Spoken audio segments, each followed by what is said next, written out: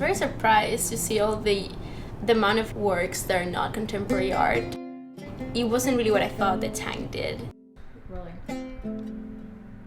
And I got really interested in how they got to the Tang and what were the objects and where they had been. So what were their journeys really to get to the Tang?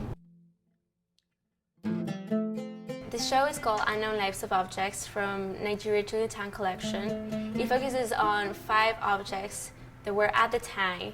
They're all from West Africa and their journeys to the Tang. You'll be able to see this then through the holes, right? Yeah.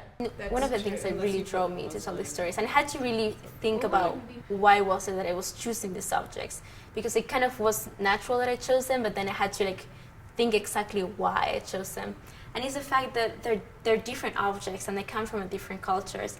And given that I'm from Argentina and I'm living in the US and then I lived in Europe before, the contact of cultures is something that I'm very interested in. So I was really interested in seeing how is it that different cultures deal with objects that come from different places, and how is it that they grapple with that difference, how is it that they can acquire knowledge, and how sometimes these objects are unreachable in a way.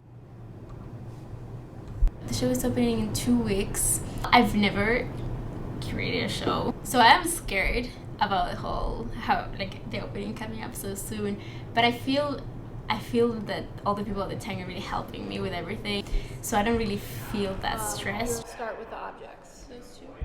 I think people are very surprised when I start talking to them about the process of how I was to be making this exhibition, because I had so much freedom in what I was making, and the creative decisions that we're having.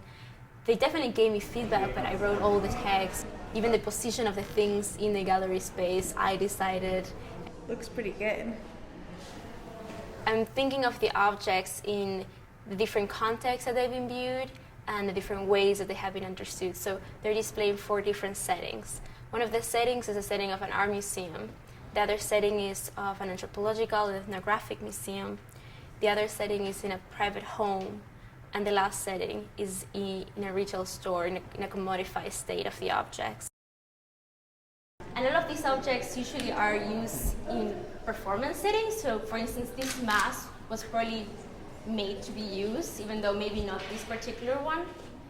But in a museum, everything of that gets silenced. And we only get very little information. Art for me is a way of thinking.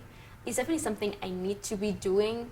And it's not that I think that much about why exactly it is.